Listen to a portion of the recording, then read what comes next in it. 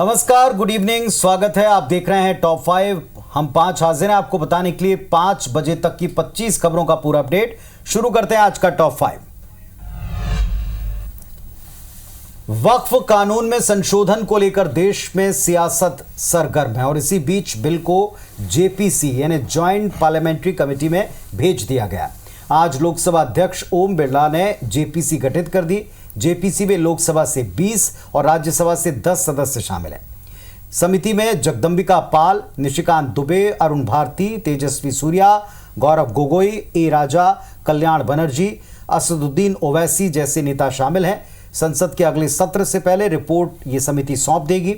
Bill अल्पसंख्यक मामलों के मंत्री किरण रिजिजू ने कल सदन में संशोधन बिल के तौर पर पेश किया था, जिसके बाद विपक्ष ने इसका जमकर विरोध किया और आखिरकार रिजिजू ने बिल को जेपीसी में भेजने की सिफारिश की थी। आज जेपीसी को यह बिल ट्रांसफर हो गया। आबकारी नीति के मामले में पिछले 17 महीनों से जेल में बंद दिल्ली के पूर्व डिप्टी सीएम को सुप्रीम कोर्ट से एक बड़ी राहत मिल गई है। सुप्रीम कोर्ट ने उन्हें आबकारी मामले में जमानत दे दी। 3 दिन पहले ही सुप्रीम कोर्ट ने इस मामले में अपना फैसला सुरक्षित रख लिया था। सिसोदिया को 3 शर्तों पर जमानत दी। पहला ये कि उन्हें 10 लाख रुपए का मुचलका भरना होगा। इसके अलावा उन्हें 2 जमानतदार पेश करने होंगे। वहीं तीसरी शर्त ये कि वो अपना पासपोर्ट सरेंडर कर देंगे। दिल्ली में स्वतंत्रता दिवस समारोह से ठीक पहले दिल्ली पुलिस की स्पेशल सेल ने आईएसआईएस के एक आतंकी को गिरफ्तार किया। उसकी पहचान रिजवान अली के रूप में हुई। रिजवान दिल्ली के दरियागंज का रहने वाला है। पुलिस के अनुसार रिजवान आईएसआईएस के पुणे मॉड्यूल का हिस्सा था और नेशनल इन्वेस्टिगेशन एजेंसी यानी कि एनआईए की मोस्ट वांटेड लिस्ट में भी शामिल था। वो जुलाई 2023 में पुणे पुलिस की कस्टडी से भागा था। एनआईए ने रिजवान पर 3 लाख रुपए का इनाम भी रखा था और रिजवान को आज सुबह दिल्ली फरीदाबाद बॉर्डर से हथियारों और गोला बारूद के साथ पकड़ा गया। तो वहीं बांग्लादेश में हिंदुओं के खिलाफ हिंसा लगातार जारी है। भीड़ ने हिंदुओं के घरों पर हमला किया। ठाकुरगांव जिले में हिंदुओं के घर जलाए गए हैं। खुलना जिले में भी हमले जारी हैं और घरों में लूटपाट के बाद आग के हवाले किया जा रहा है। हिंसा में अब तक 350 से ज्यादा लोगों की मौत हो चुकी है और 1000 से ज्यादा लोग भारत से लगे बॉर्डर पर पहुंचे हैं। पीएम मोदी ने नीरज चोपड़ा को ओलंपिक में सिल्वर मेडल जीतने पर बधाई दी। पीएम ने नीरज की चोट की भी जानकारी ली। बता दें, जेवलिन थ्रोअर नीरज चोपड़ा ने पेरिस में सिल्वर मेडल जीता है। नीरज चोपड़ा ने 89.45 मीटर दूर भाला फेंका। 2 ओलंपिक में मेडल जीतने वाले नीरज तीसरे भारतीय बने हैं। बहुत बहुत बहुत बहुत बधाई आपको। धन्यवाद सर। करोड़ों लोग आपकी तरफ आशा की नजर से देख रहे थे। नहीं, बिल्कुल सर, काफी अच्छा रहा और वही है कि ये तो सिलसिला चलता रहेगा गेम में, स्पोर्ट्स में। वही है, जिसका दिन होता है सर उसी को मिलता है वो उस दिन। तो जैसा हमारा टोक्यो में था। तो आएगी, लेकिन आप लोगों की मेहनत होती है और आप बहुत कड़ी मेहनत करते हैं। बिल्कुल सर। चलिए, मेरी तरफ से आपको बहुत बधाई और आपके माता पिता को भी मेरा प्रणाम। Thank you so much sir. Madhya Pradesh के हॉकी खिलाड़ी विवेक सागर को सरकार सम्मानित करेगी। हॉकी खिलाड़ी विवेक सागर को राज्य सरकार 1 करोड़ रुपए की राशि देगी। सीएम डॉक्टर मोहन यादव ने इसका ऐलान किया। विवेक सागर ने पेरिस ओलंपिक में कमाल किया। भारतीय हॉकी टीम ने भारत को ब्रॉन्ज मेडल दिलाया। विवेक सागर नर्मदापुरम के चांदोन गांव के रहने वाले हैं। और इन सब के बीच में मध्य प्रदेश के सीएम डॉक्टर मोहन यादव ने IBC 24 से बातचीत के दौरान ये कहा कि हमने तय किया पूरे महीने राखी का त्यौहार मनेगा। बहनों के बीच हम जा रहे हैं। वहीं मध्य प्रदेश में निवेश को लेकर के डॉक्टर यादव ने कहा कि सरकार मध्य प्रदेश में निवेश के लिए काम कर रही है और इसके लिए राज्य में संभाग स्तर पर समिट का आयोजन करने के बारे में विचार हुआ है। डॉक्टर मोहन यादव लगातार जनता के बीच में पहुंच रहे हैं, बहनों के बीच में पहुंच रहे हैं। रक्षाबंधन का त्यौहार जो है वो लगातार मना रहे हैं और जिस तरीके से बहनें जो है वो सीएम हाउस में उनको राखी बांधने पहुंची थी, तो बड़ी संख्या में जो बहनों से उन्होंने राखी बंधवाई। सर, आज राखी का त्यौहार मना रहे हैं आप और बहनों। सावन का महीना है, पूरे महीने राखी मनाने के हमारी सरकार ने निर्णय किया था। मुझे इस बात की प्रसन्नता है कि लगातार बहनों का ये कार्यक्रम उत्साह उमंग के साथ मन रहा है। बड़ी संख्या में पूरे प्रदेश की निवेश को लेकर आप काम कर रहे हैं सर, लगातार बेंगलोर का भी आपने दौरा किया है। रोजगार आधारित काम तो करना ही पड़ेगा और सरकार ने तय किया है कि हर संभाग में जिले के अंदर पर नीचे तक रोजगार के मामलों को प्रोत्साहन देंगे। यही कारण है कि बड़े पैमाने पर रोजगार के कार्यक्रम चल रहे हैं। जिस तरीके से लगातार मुख्यमंत्री डॉक्टर मोहन यादव महिलाओं के बीच में पहुंचे हैं, राखी भी उन्होंने बंधवाई है और जिस तरीके से उपहार के तौर पर उनको यहाँ सौगात भी दी है। जिस तरीके से अगर बात की जाए मध्य प्रदेश में आधी आबादी की, तो कहीं ना कहीं सरकार लगातार प्रयास कर रही है कि जिस तरीके से जो योजनाएं महिलाओं के लिए शुरू की गई थी उन योजनाओं का संचालन सही तरीके से हो सके। इन्वेस्टर्स समिट लगातार रीजनल लेवल पर की जा रही है, तो ये जरूर प्रयास किया जा रहा है कि निवेश तो बढ़े ही, साथ ही साथ महिलाओं की समस्याओं पर भी लगातार बात हो सके। इसको लेकर भी सरकार काम करती हुई नजर आ रही है। कैमरा पर्सन रमेश राजपूत के साथ दुष्यंत पारासर, IBC 24 भोपाल। तो देखिए, मध्य प्रदेश में अब 1 महीने तक लगातार राखी का त्यौहार मनाया जाएगा, ये सीएम डॉक्टर मोहन यादव ने कहा है। और अब बात करते हैं बहस, तकरार और वॉकआउट की। तो आज राज्यसभा की कार्यवाही के दौरान समाजवादी पार्टी सांसद जया बच्चन और सभापति जगदीप धनखड़ के बीच बहस छिड़ गई। जया बच्चन ने सभापति धनखड़ की टोन पर सवाल उठाते हुए कहा कि मैं एक कलाकार हूं, बॉडी लैंग्वेज समझती हूं, एक्सप्रेशन भी समझती हूं, माफ करिएगा लेकिन आपकी टोन जो है वह स्वीकार नहीं है। जिस पर सभापति ने नाराजगी जाहिर करते हुए कहा कि आपने महान उपलब्धि हासिल की होंगी, मगर आप मेरे टोन पर सवाल उठा रही हैं, जिसे मैं बर्दाश्त नहीं करूंगा। इसके बाद विपक्ष ने राज्यसभा में जोरदार हंगामा हुआ और वॉकआउट कर दिया। वही विपक्ष ने फैसला किया है कि सभापति के खिलाफ अविश्वास प्रस्ताव लाया जाएगा। मैं कलाकार हूं, बॉडी लैंग्वेज समझती हूं, एक्सप्रेशन समझती हूं। और सर मुझे माफ करिएगा मगर आपका टोन जो है। Jaya ji, you have earned a great reputation, you have earned a great reputation. You know, an actor is subject to the director. You have not seen what I see from here.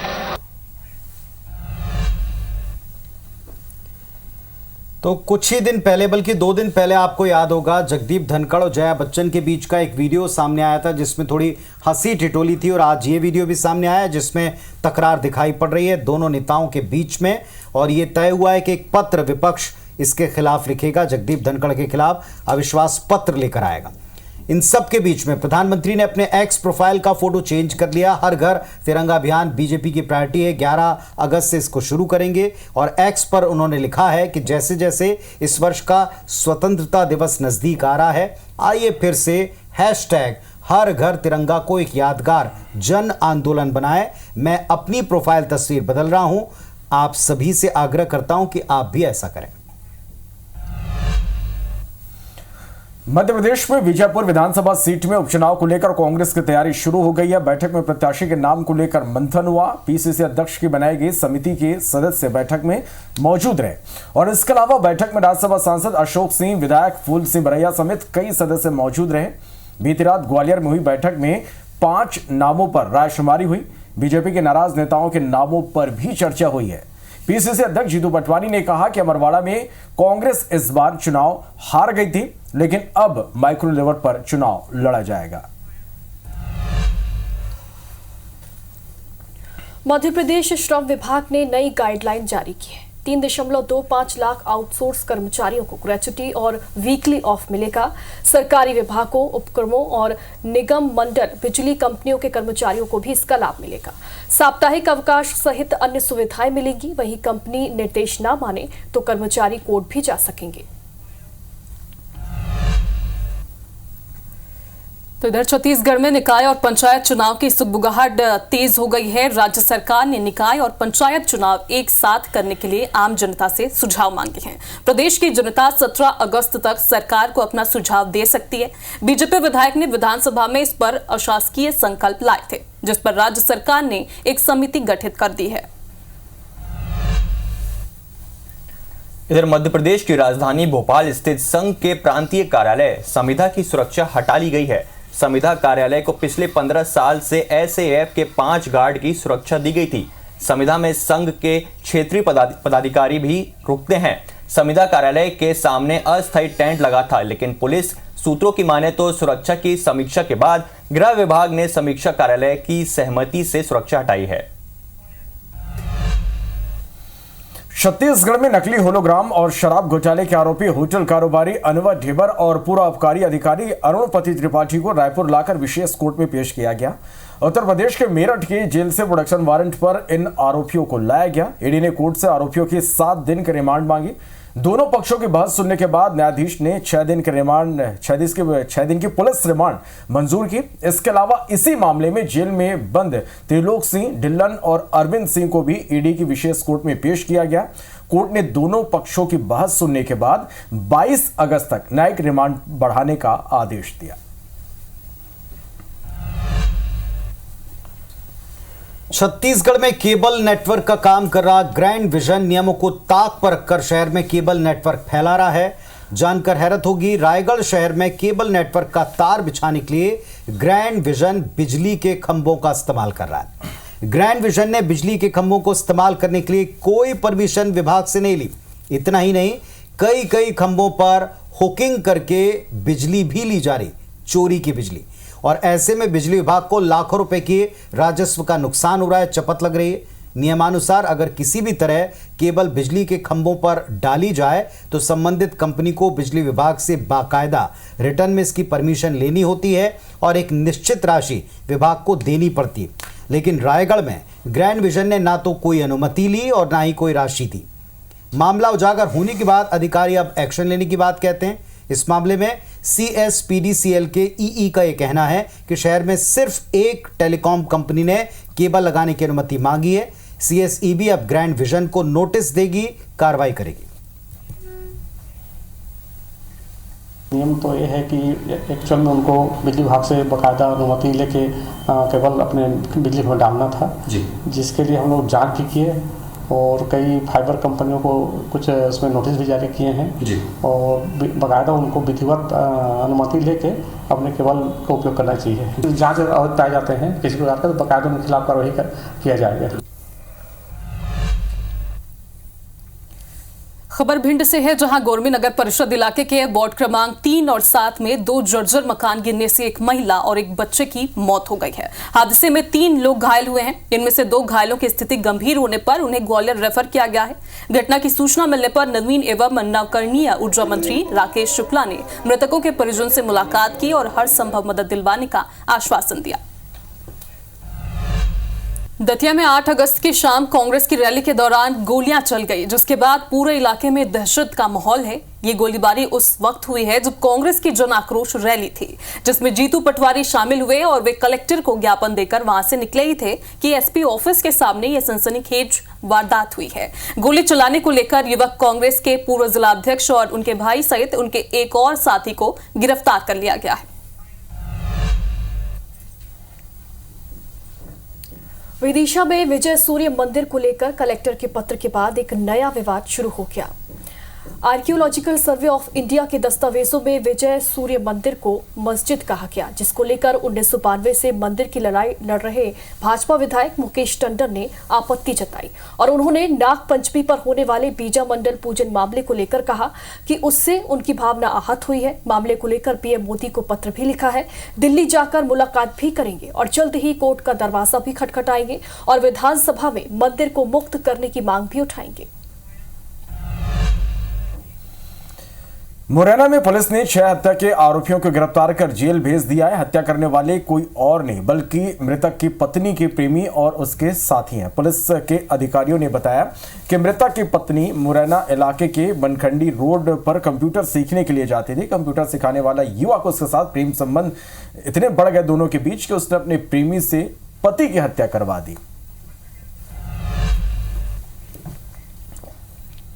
और इस वक्त रायपुर से एक बड़ी खबर है। मल्टीनेशनल ब्रांड में फिर से गड़बड़ियां दिख रही हैं। वेज पिज्जा ऑर्डर करने वाले युवाओं को नॉन वेज परोस दिया गया। खाद्य विभाग के छापे में भी बड़ी गड़बड़ियां मिली हैं। शाकाहार और मांसाहार खाना एक साथ रखा मिला है। वेज नॉन वेज खाने के अंतर पता नहीं करने पर यह कोई सिस्टम यहां पर नजर नहीं आया। कि जिससे ये पता चल पाए कि कहां वेज खाना है, कहां नॉन वेज खाना है। डोमिनोज पिज्जा की तेलीबांधा ब्रांच का यह मामला है। तो डोमिनोज जैसे बड़े ब्रांड, मल्टीनेशनल ब्रांड, इसके अंदर भी इस तरीके की चीजें सामने आई। शाकाहारी मांसाहारी मिलाकर रखा जा रहा है। कोई पता नहीं लगा सकता कि क्या शाकाहार है और क्या मांसाहार है। और ऐसी गड़बड़ी एक बार फिर पकड़ी गई, ऐसी शिकायत पर एक बार फिर एक्शन हुआ। तो बड़ी खबर, वेज खाने की जगह नॉन वेज परोस दिया। जब जांच करने पहुंचे तो देखा कि कोई व्यवस्था ही नहीं है। आइडेंटिफिकेशन की कि कहां वेज रखा है और कहां नॉन वेज, सब एक साथ मिला रखा हो पाया गया।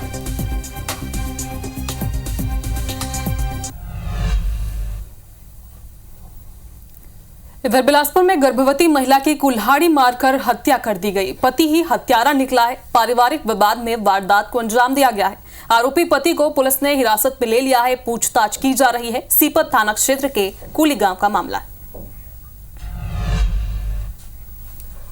इधर इंदौर स्थित MIG के अपार्टमेंट के चौथे फ्लोर में आग लग गई। आग लगने से घर का सामान जलकर खाक हो गया। अपार्टमेंट में 15 से ज्यादा परिवार रहते हैं। सभी को सुरक्षित बाहर निकाल लिया गया है। शॉर्ट सर्किट से आग लगने की आशंका है। दमकल की टीम ने आग पर काबू पाया। MIG थाना क्षेत्र की घटना है। खंडवा के तीर्थ नगरी ओंकारेश्वर में हादसा हो गया। नर्मदा नदी में 2 नाव पलट गए। नाविक ने तैरकर अपनी जान बचाई। बाढ़ से बचाव के लिए सुरक्षित जगह नाव जा रही थी। दोनों बांधों के गेट खुलने से नर्मदा नदी इन दिनों उफान पर है।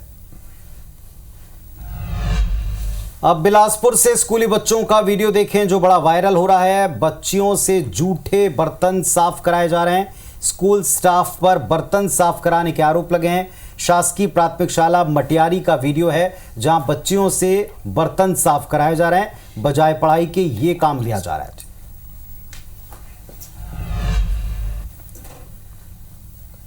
तो फिलहाल टॉप 5 में इतना ही, लेकिन खबरों अपडेट का सिलसिला IBC 24 पर लगातार जारी है। बड़े विषयों पर डिबेट और हर खबर का अपडेट मिलेगा IBC 24 पर। फिलहाल हम पांचों को इजाजत दें। नमस्कार।